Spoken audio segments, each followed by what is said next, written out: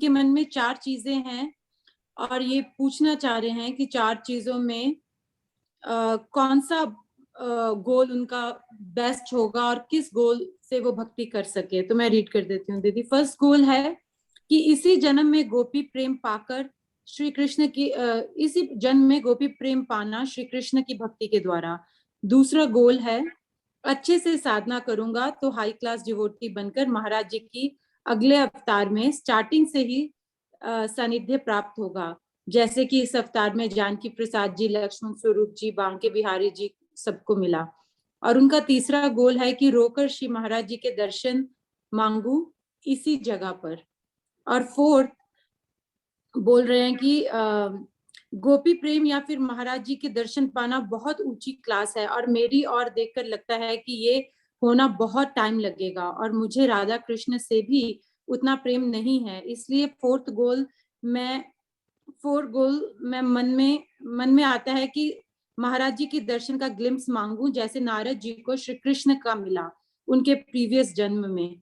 तो आप अगर उनको बता सके कि इन चारों में से क्या भाव रखकर भक्ति कर सके वो, जिससे उनको मिल सके इस जन्म में आपके जो लाभ। चारों भाव है ना, उसमें ये सभी तब आवश्यक हैं।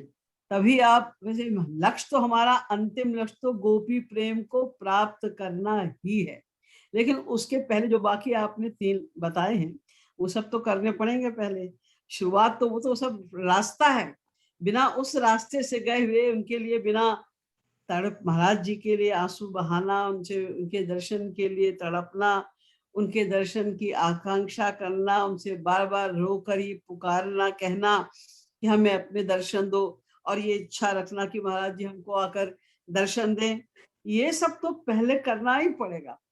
यहाँ से शुरू करते करते करते हम गोपी प्रेम उनकी कृपा से प्राप्त करेंगे।